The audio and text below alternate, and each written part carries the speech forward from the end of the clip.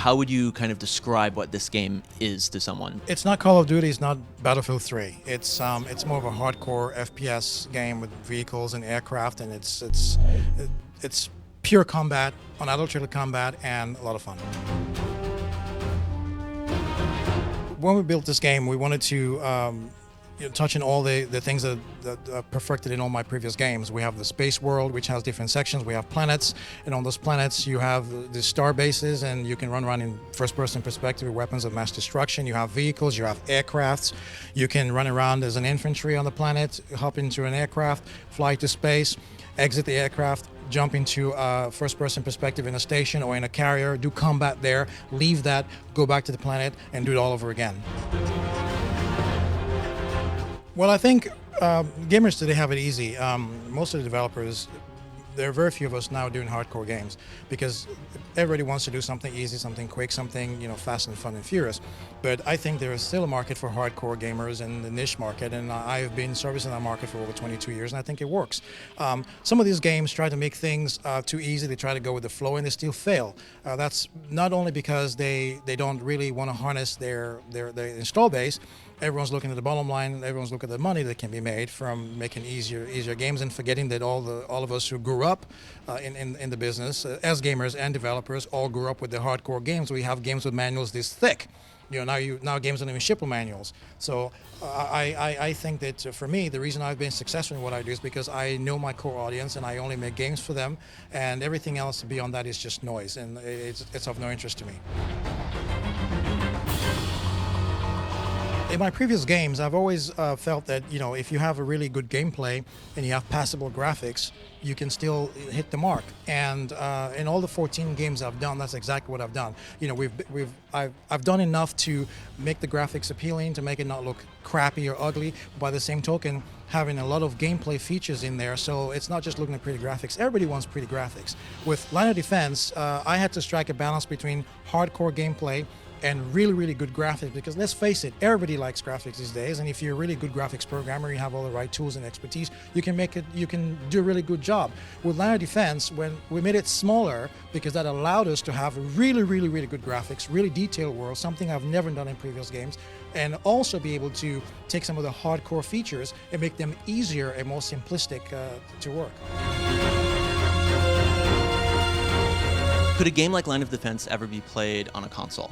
Well, yes, but I have absolutely no intention of going on the console because A, that's not my market, and B, I'd have to make too many sacrifices, and it'll be like abandoning my install base. And that's people who know me know I'm very, very passionate about people who buy my games. I cater to them.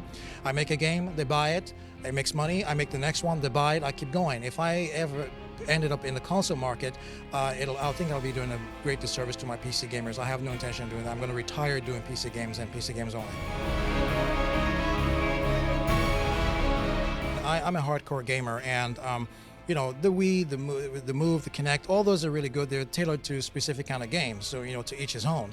If I was doing games for that market, then it'll be something that's more interesting to me. But as with everything else, the whole thing of game development is a business. Once it became a business, everyone started to figure out how to make money.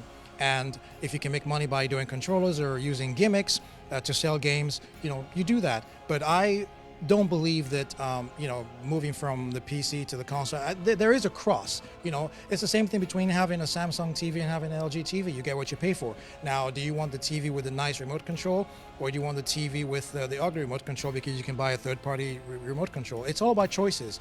And so gimmicks are not, I believe in choices, I believe in competition. So if something comes out for the console that works, but it's not on the PC, then, it works for them. But the PC will always rule regardless. Any thoughts on the cell phone revolution with apps? It's rubbish, really. It's just a fad, and it's a farce. I mean, again, it's all about choices. You want to play games on your mobile phone? Fine. I have a lot of games on my mobile phone. My daughter plays games on my mobile phone, but I would never develop games on a mobile platform because there's no fun in it for me. I do this for the fun, not for the money. When you are doing something for the money, you have to go where the money is. So whether it's mobile, social space, or whatnot, it's everything's first, and whoever gets there makes money. But that's pretty much it. So would there never be any interest in doing like a supplemental app to something like Line of Defense, where the app can actually tie into the experience, as opposed to a standalone game experience? No, unless somebody's going to, back up a Brinks truck and ask them I do a lot of money in it, I probably wouldn't, because it'll be a waste of my time, and I don't believe in wasting my time. My core audience wants me to keep making fun and cool games. If I start doing gimmicks, the next thing you know, they're going to be, they're probably going to be coming outside my door and throwing rocks through my windows. So I'm going to stick with the hardcore stuff because life's too short, and I like my life. I got to get your opinion on the very recent Kickstarter phenomenon. Started with Tim Schafer and now some guys from Obsidian, and I'm sure there's a bunch of other people I can't even name right now that are trying to do this, where they're trying to get their passion through, not based off of what publishers dictate, but off what they feel they can pull on the support from their fans. Any opinion on taking money for an unfinished product? Yeah, it's a dangerous sliding slope. Let's put it this way. I've been doing this for a very, very long time, and I know what happens with public opinion. Now, it's all well and good when something new comes out. It's great for them. Tim Schafer, that's a name. It boils down to who you can trust. I mean, gamers are finicky people. And it's always nice to see something new, and gamers want to help out, and it's great. It's all part of the indie revolution. It's all about breaking free out of publishers. But let's put it this way. Somebody who's funding your Kickstarter project is no different from a publisher. Everybody wants results. You take money from one publisher, you only have 1 or 2 suits worrying about you. Now, guess what happens when you take money from 1 million people? Do you want that kind of heat? What if you can't deliver? What if the game doesn't live up to expectations? Well, let's put it this way. With the internet the way the internet is, you can make one mistake and have 1 million people gunning for you. But guess what? When you take money from 1 million people, that's a lot of people gunning for you. And I think it's great, but I think it's a very, very dangerous slope, and I would not recommend anybody who's even value their peace of mind take money from strangers to make a game, because it's just too fluid and it's just too dangerous. I love what I do. I've been doing this for a very, very, very long time. I expect to retire in a few years, and one of the things I always liked is that the PC, everyone said the PC is dead, PC gaming is dead. Of course, I said it was rubbish back then, it's still rubbish today.